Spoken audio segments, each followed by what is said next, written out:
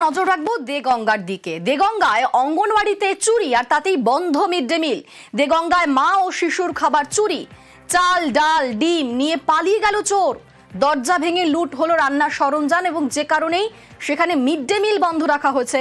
আমাদের সঙ্গে সরাসরি রয়েছেন প্রতিনিধি জিয়াউল। জিয়াউল, এখন অবধি কি খবর পাওয়া যাচ্ছে? কারা সেই মা ও বাচ্চার খাবার চুরি করে পালালো এবং এ নিয়ে প্রশাসন তারা কি বলছে? দেখো, ইতিমধ্যে দেগঙ্গা থানায় লিখিত অভিযোগ দায়ের হয়েছে। দেগঙ্গার চাপাতলা গ্রাম পঞ্চায়েতের রামনগর 87 নম্বর আইসিডিএস সেন্টার, সেখানেই দেখা যাচ্ছে যে বাচ্চাদের পুষ্টিকর খাবার, বাচ্চা এবং মায়েদের পুষ্টিকর খাবার ছিল, সেই খাবারের সেখানেই কিন্তু চুরির ঘটনা ঘটে। অর্থাৎ চোরের দল সেখানে যায় এবং বেড়ার দরমা সেগুলো ভাঙে, দরজা ভাঙে, সেখান থেকে চাল ডাল ডিম সোয়াবিন এই ধরনের পুষ্টিকর খাবার এবং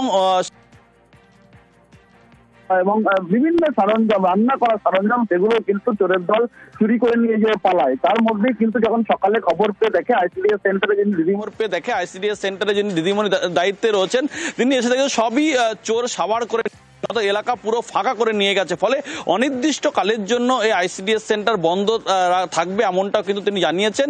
কিন্তু চোরের দল শুধুমাত্র বাচ্চা এবং পুষ্টিকর খাবার, বাচ্চা এবং মায়েদের খাবার সেখান থেকে চুরি করেছে। ফলে ইতিমধ্যেই কিন্তু থানায় লিখিত অভিযোগ দায়ের হয়েছে এবং এই চোরের দল, এলাকার মানুষ যেটা বলছেন যে শুধুমাত্র বাচ্চা এবং পুষ্টিকর খাবার, বাচ্চা এবং গর্ভবতী মায়েদের খাবারই তাদের নজর পড়লো। ফলে সেখানেই থাবা বসিয়েছে এবং সেখান থেকেই হাঁড়ি কুড়ি এবং বাচ্চাদের চাল ডাল ডিম সোয়াবিনের মতন খাবার সেগুলো চুরি করে নিয়ে গেছে। ইতিমধ্যে দেগঙ্গা থানায় অভিযোগ দায়ের হয়েছে। অভিযোগের ভিত্তিতে পুলিশ তদন্ত শুরু করেছে। বেশ ধন্যবাদ জিয়াউল।